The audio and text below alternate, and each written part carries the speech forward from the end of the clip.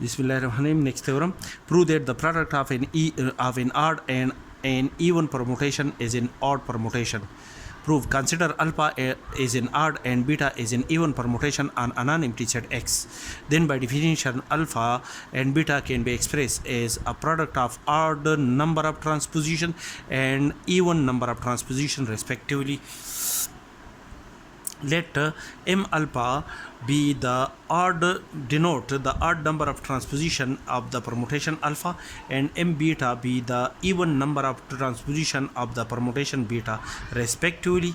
Then the number of transposition in the permutation obtained from the product of the permutation alpha and beta is equal to m alpha plus m beta minus 2k, where k belong to the set contain the element 0, 1, 2, 3 up to so on.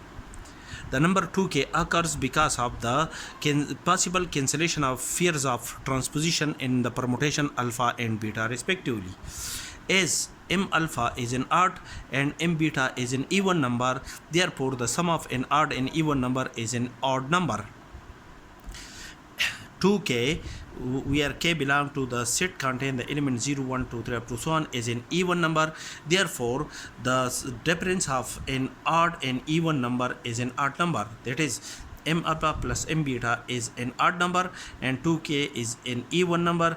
Therefore the difference of an odd and even number is an odd number. Thus we conclude that the number of transposition in alpha beta is an odd number. That is, alpha multiplied by beta, the permutation obtained from the product of the permutation alpha multiplied by beta is odd number.